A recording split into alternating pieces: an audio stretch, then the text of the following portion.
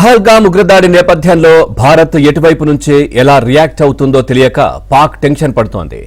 పైకి మేకపోతు గాంభీర్యాన్ని ప్రదర్శిస్తూనే భారత్ ప్రతిస్పందనపై తీవ్ర ఆందోళన చెందుతోంది. ఇక భారత సైనిక చర్యకు దిగుతుందేమో అని వణికిపోతోంది. ఈ క్రమంలోనే తమకు సాయం చేయాలంటూ పాక్ ప్రధాని షహబాజ్ షరీఫ్ విజ్ఞప్తి చేశారు.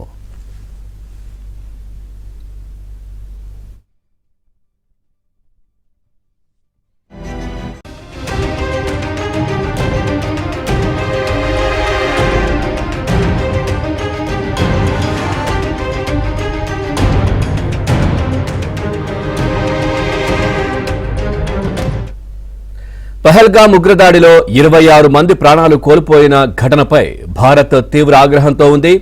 ఉగ్రవాద సంస్థలను పెంచి పోషిస్తున్న పాకిస్తాన్పై భారత్ మండిపడుతోంది. ఈ దాడిని ప్రపంచ దేశాలు ఖండించాయి. అగ్రరాజ్యం అమెరికా సహా అనేక దేశాలు భారత్కు మద్దతుగా నిలిచాయి. ఈ నేపథ్యంలో భారత్ నుంచి ఎదురయ్యే ప్రతిఘటనపై పాకిస్తాన్ ఆందోళన చెందుతోంది. పైకి ధీమాగా ఉన్నట్లు కనిపించినా భారత్ చర్యలపై భయంతో రక్షణ కోసం పాక్ ప్రయత్నాలు చేస్తోంది.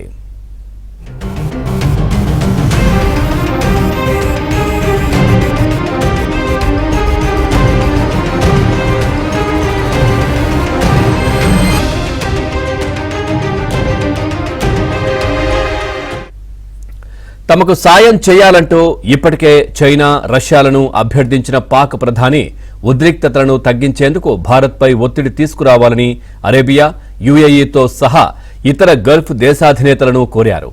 ఈ దాడిపై విచారణకు సహకరిస్తామంటూ షహబాజ్ పేర్కొన్నారు. అటు ఐక్యరాజ్య సమితి చీఫ్ ఆంటోనియోతోనూ మాట్లాడిన పాక్ ప్రధాని ఉద్రిక్తతలు తగ్గించేలా చర్యలు తీసుకోవాలని విజ్ఞప్తి చేశారు.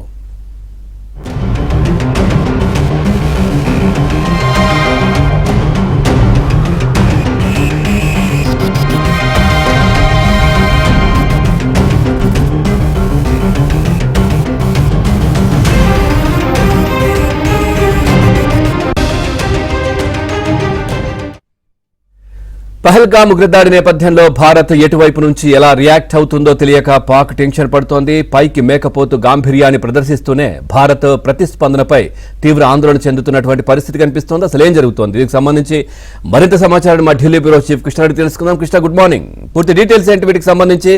పాకిస్తాన్ పైకి ఏదో హడావిడి చేస్తున్నప్పటికీ కూడా ఇతర దేశాల మద్దతు కోసం కూడగడుతున్నట్టుగా తెలుస్తోంది. మీరు కాంప్రమైజ్ చేయండి, మాట్లాడండి అన్నట్టుగా కూడా మాట్లాడుతున్న పరిస్థితులు. పూర్తి డీటెయిల్స్ ఏంటి? Good morning Pawan.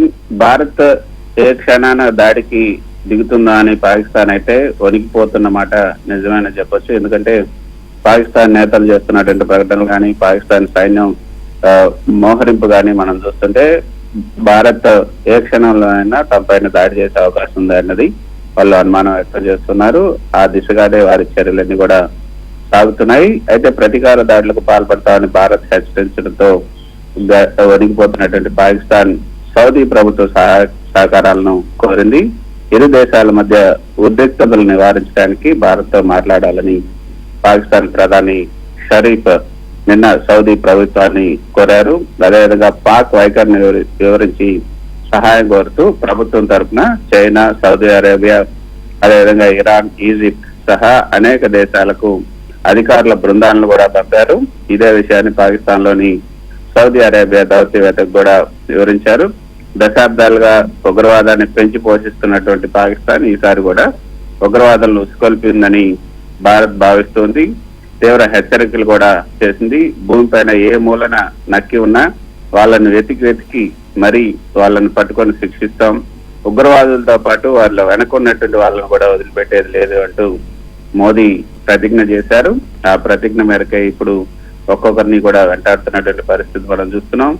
అందుకే పాకిస్తాన్ ని అష్టదిగ్బంధనం చేయడానికి భారత్ ప్రయత్నం చేస్తూ ఉంది. అయితే మరోపక్క పాక్ సైబర్ దాడులకు కూడా పాల్పడుతుంది.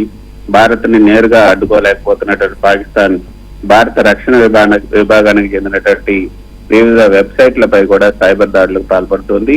తాజాగా 4 పోర్టల్స్ పైన చేసినటువంటి దాడులను భారత సైబర్ సెక్యూరిటీ ఏజెన్సీలు విజయవంతంగా అడ్డుకోగలిగాయి. 4 సంస్థలపైన పాక్ సైబర్ నేరగాళ్ల దాడులకు పాల్పడితే భారత్ అడ్డుకోవడంతో పాటు మాజీ సైనికోద్యోగుల సంక్షేమ సంస్థలు, ఆర్మీ స్కూల్స్ లక్ష్యంగా ఈ దాడులు జరిగాయని చెప్పొచ్చు. అయితే మరోపక్క 2 నెలలకు సరిపడా ఆహారం నిల్వ చేసుకోమంటూ పిఓకే ప్రజలకు ప్రధాని ఉల్ హక్ పిలుపునిచ్చారు. భారత్ పాకిస్తాన్ల మధ్య యుద్ధం జరిగే సంకేతాలు కనిపిస్తున్నాయి కాబట్టి పాక్ ఆక్యుపైడ్ కాశ్మీర్ ప్రజలను అక్కడ స్థానిక ప్రభుత్వం అప్రమత్తం చేసింది. 2 నెలలకు సరిపడా ఆహారం, అదేవిధంగా ఔషధాలు, నిత్యావసర వస్తువులు ఇవన్నీ కూడా సమకూర్చుకోవాలంటూ అత్యవసర హెచ్చరికలు జారీ చేసింది. దీన్ని బట్టి చూస్తేనంటే మనకు అర్థమవుతుంది పిఓకేలో పరిస్థితి ఏ విధంగా ఉంది. పిఓకేని మాత్రం ఈసారి స్వాధీనం చేసుకోవడం ఖాయం అంటూ భారత అధికారులు చెప్తున్న నేపథ్యంలో పిఓకేలో కొంత ఉద్రిక్తతలు అయితే నెలకొన్నాయని చెప్పొచ్చు. ప్రధానంగా భారత సరిహద్దుల్లోని 13 నియోజకవర్గాల ప్రజలను అక్కడ ప్రభుత్వం అప్రమత్తం చేసింది. ఈ విషయాన్ని పిఓకే ప్రధాని చౌదరి అన్వర్ ఉల్ హక్ స్వయంగా స్థానిక అసెంబ్లీలో నిన్న ప్రకటించారు. $3.5 మిలియన్ మొత్తాన్ని అత్యవసర నిధిగా సమకూర్చినట్లుగా కూడా ఆయన వెల్లడించారు. ఈ విషయాన్ని అక్కడ పత్రికలు కూడా తెలిపాయి. రైట్ కృష్ణ, అట్లాగే FATF గ్రే లిస్ట్ లో పాకిస్తాన్ తిరిగి చేర్చేలా భారత్ కూడా ప్రయత్నాలు చేస్తా ఉంది కదా, ఏంటి దీనికి సంబంధించి? ఖచ్చితంగా వ్యూహాత్మకంగా దెబ్బతీసేందుకు భారత్ అయితే ఎత్తుగడలు చేస్తుంది. నిధులపై FATF కట్టడికి ప్రయత్నాలు చేస్తుంది. గ్రే లిస్ట్ లో చేర్చేలా ఒత్తిడికి ప్రయత్నం చేస్తుంది.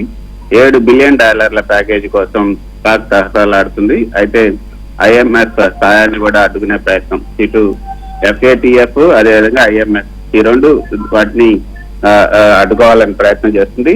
ఏదైతే FATF అన్నది సీమాంతర ఉగ్రవాదాన్ని పెంచిపోతున్నటువంటి పాకిస్తాన్ కు చెక్ పెట్టేందుకు భారత్ ఈ వ్యూహాన్ని రచించింది. పాకిస్తాన్ పై ఫైనాన్షియల్ స్ట్రైక్ చేపట్టేందుకు పథక రచన చేస్తుంది. ఈ విషయంలో భారత ప్రభుత్వం వ్యూహంగా 2 అస్త్రాలకు పదును పెట్టినట్టుగా తెలుస్తుంది. వీటిలో మొదటిది మీరు చెప్పినట్లుగా ఇందాక financial action task force FATF grey list లో పాకిస్తాన్ ని చేర్చడం, రెండోది అంతర్జాతీయ ద్రవ్యనిధి IMF ఈ రెండింటి నుంచి కూడా ఆర్థిక ప్యాకేజీ పాకిస్తాన్ కి అందకుండా చేయటం, ఉగ్రవాదులకు పాకిస్తాన్ నుంచి పెద్ద మొత్తంలో నిధులు అందుతున్న నేపథ్యంలో ఈ నిధులు రాకుండా చేయడంపై భారత ప్రభుత్వం ప్రస్తుతం దృష్టి సారించింది. ఫైనల్ గా ఉగ్రదాడి తర్వాత భారత్ పాకిస్తాన్ మధ్య ఉద్రిక్తలు తీవ్రమైన తరుణంలో పాకిస్తాన్ వైపు ఆర్థికంగా ఎటువంటి సహాయం రాకుండా చేయాలని భారత్ పట్టుబడుతుంది. అయితే అసలు FATF అన్నది ఏంటి అంటే, FATF అన్నది ఒక నిర్ణయాధికారిక సంస్థ. ఏడాదిలో 3 సార్లు సాధారణంగా ఫిబ్రవరి, జూన్, అక్టోబర్ నెలలో సమావేశం అవుతుంది. భారతదేశం పాకిస్తాన్ గ్రే లిస్ట్ లో చేర్చాలనుకుంటే ఈ యొక్క న్యూఢిల్లీ వాదన నిర్దిష్ట మనీ లాండరింగ్, అదేవిధంగా ఉగ్రవాదుల నిధులు లేదా ఒక దేశం ఎదుర్కొంటున్నటువంటి ముప్పుల ఆధారంగా ఉంటుంది. FATF 40 సభ్య దేశాలను కలిగి ఉంది. దీని శైలి అంటే ఈ ప్రాంతీయ సంస్థల ద్వారా 200కు పైగా అధికార ప్రతినిధులు ఈ బృందానికి కట్టుబడి ఉంటాయి. ఇప్పటి వరకు Britain, America, France, Germany, Australia, అదేవిధంగా European Commission, Saudi Arabia, UAE వంటి గల్ఫ్ సహకార మండలి ప్రముఖులతో పాటు దాదాపు 23 FATF సభ్య దేశాల నుంచి భారత్ కు సంతాప సందేశాలు కూడా అందాయి. పాకిస్తాన్ FATF సభ్యుడు కాదు. అయితే ఇది అతిపెద్ద FATF శైలి ప్రాంతీయ సంస్థ అయినటువంటి Asia Pacific group on money laundering APG లో భాగంగా ఉంది.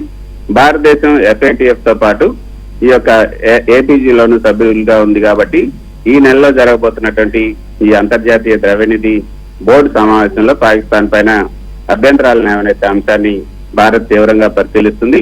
ఏదైతే అభివృద్ధి కోసం నిధులు తీసుకొని ఈ విధంగా ఉగ్రవాద సంస్థలు, ఉగ్రవాద కార్యకలాపాలను పెంచి పోషించాలనుకుంటున్న దేశాలని ఈ FATF గ్రే లిస్ట్ లో కనుక చేరిస్తే ఇక ఆ దేశానికి ఎప్పటికీ కూడా ఏ దేశం నుంచి కూడా నిధులు రావు. అందుకే ఈ FATF గ్రే లిస్ట్ లో చేర్చాలని భారత్ పట్టుబడుతుంది. మరోపక్క IMF నిధుల కోసం కూడా IMF సాయం కూడా అందకుండా పాకిస్తాన్ కి నిలిపేయాలని భారత్ ప్రయత్నం చేస్తుంది. ఈ విధంగా ఆర్థిక ఫైనాన్షియల్ స్ట్రైక్ కూడా పాకిస్తాన్ పైన చేయాలని భారత్ ప్రయత్నాలు చేస్తోంది. Right, thank you Krishna, thanks for the update.